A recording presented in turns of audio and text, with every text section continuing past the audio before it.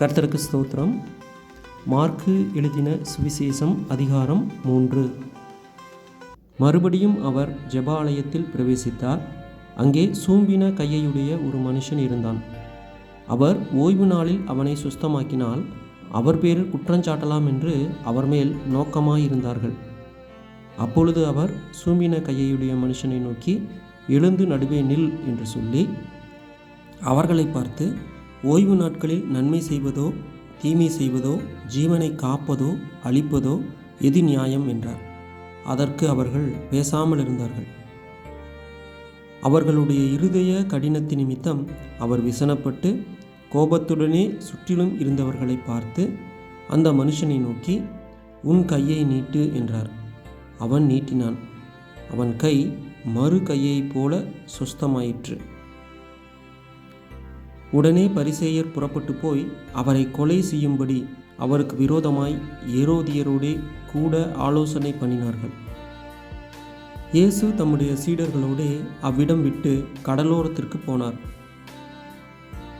கலிலேயாவிலும் யூதேயாவிலும் எருசலேமிலும் இதுமேயாவிலும் யோர்தானுக்கு அக்கறையிலுமிருந்து திரளான ஜனங்கள் வந்து அவருக்கு பின் சென்றார்கள். அல்லாமலும் தீரு சீதோன் பட்டணங்களின் திசைகளிலுமிருந்து திரளான ஜனங்கள் அவர் செய்த அற்புதங்களை குறித்து கேள்விப்பட்டு அவரிடத்தில் வந்தார்கள். அவர் அநேகரை சுஸ்தமாக்கினார். நோயாளிகள் எல்லாரும் அதை அறிந்து அவரை தொட வேண்டுமென்று அவரிடத்தில் நெருங்கி வந்தார்கள். ஜனங்கள் திரளாயிருந்தபடியால் அவர்கள் தம்மை நெருக்காதபடிக்கு தமக்காக ஒரு படவை ஆயத்தம் பண்ண வேண்டுமென்று தம்முடைய சீஷர்களுக்கு சொன்னார். அசுத்த ஆவிகளும் அவரை கண்டபொழுது அவர் முன்பாக விழுந்து, நீர் தேவனுடைய குமாரன் என்று சத்தமிட்டன. தம்மை பிரசித்தம் பண்ணாதபடி அவைகளுக்கு கண்டிப்பாய் கட்டளையிட்டார்.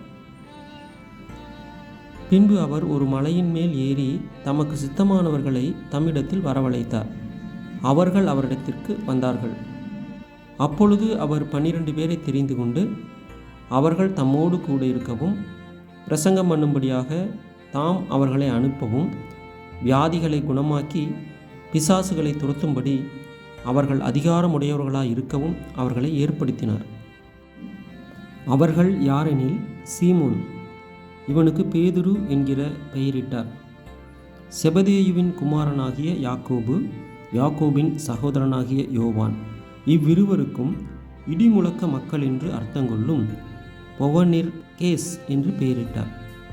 அந்திரேயா, பிலிப்பு, பர்த்தலமேயு, மத்தேயு, தோமா, அல்பேயுவின் குமாரன் யாக்கோபு, ததேயு, கானானியனாகிய சீமோன், அவரை காட்டி கொடுத்த யூதாஸ் காரியோத்து என்பவர்களே. பின்பு வீட்டுக்கு போனார்கள். அங்கே அவர்கள் சாப்பிடுவதற்கும் சமயமில்லாதபடிக்கு அநேக ஜனங்கள் மறுபடியும் கூடி வந்தார்கள். அவருடைய இனத்தார் இதை கேட்டபோது அவர் மதிமயங்கி இருக்கிறார் என்று சொல்லி அவரை பிடித்து கொள்ளும்படி வந்தார்கள். எருசலேமிலிருந்து வந்த வேதபாரகர், இவன் பெயல்செபூலை கொண்டிருக்கிறான், பிசாசுகளின் தலைவனாலே பிசாசுகளை துரத்துகிறான் என்றார்கள். அவர்களை அவர் அழைத்து ஓமைகளாய் அவர்களுக்கு சொன்னதாவது, சாத்தானை சாத்தான் துரத்துவது எப்படி? ஒரு ராஜ்யம் தனக்குத்தானே விரோதமாக பிரிந்திருந்தால் அந்த ராஜ்யம் நிலை நிற்க மாட்டாதே. ஒரு வீடு தனக்குத்தானே விரோதமாக பிரிந்திருந்தால் அந்த வீடு நிலை நிற்க மாட்டாதே. சாத்தான் தனக்குத்தானே விரோதமாக எழும்பி பிரிந்திருந்தால் அவன் நிலை நிற்க மாட்டாமல் அழிந்து போவானே. பலவானை முந்தி கட்டினால் ஒழிய ஒருவனும் பலவானுடைய வீட்டுக்குள் புகுந்து அவன் உடைமைகளை கொள்ளையிடக்கூடாது. கட்டினானேயாகில் அவன் வீட்டை கொள்ளையிடுவான். மெய்யாகவே நான் உங்களுக்கு சொல்லுகிறேன், மனுஷர்கள் செய்யும் எல்லா பாவங்களும் அவர்கள் தூசிக்கும் எந்த தூசணங்களும் அவர்களுக்கு மன்னிக்கப்படும்.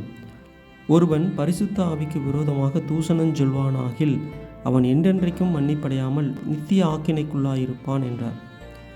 அசுத்த ஆவியை கொண்டிருக்கிறான் என்று அவர்கள் சொன்னபடியினாலே அவர் இப்படி சொன்னார். அப்பொழுது அவருடைய சகோதரரும் தாயாரும் வந்து வெளியே நின்று அவரை அழைக்கும்படி அவரிடத்தில் ஆள் அனுப்பினார்கள். அவரை சுற்றிலும் உட்கார்ந்திருந்த ஜனங்கள் அவரை நோக்கி, இதோ உம்முடைய தாயாரும் உம்முடைய சகோதரரும் வெளியே நின்று உம்மை தேடுகிறார்கள் என்றார்கள். அவர்களுக்கு அவர் பிரதியுத்தரமாக, என் தாயார் யார், என் சகோதரர் யார் என்று சொல்லி தம்மை சூழ உட்கார்ந்திருந்தவர்களை சுற்றி பார்த்து, இதோ என் தாயும் என் சகோதரரும் இவர்களே. தேவனுடைய சித்தத்தின்படி செய்கிறவன் எவனோ அவனே எனக்கு சகோதரனும் எனக்கு சகோதரியும் எனக்கு தாயுமாயும் இருக்கிறான் என்றார். ஆமேன்.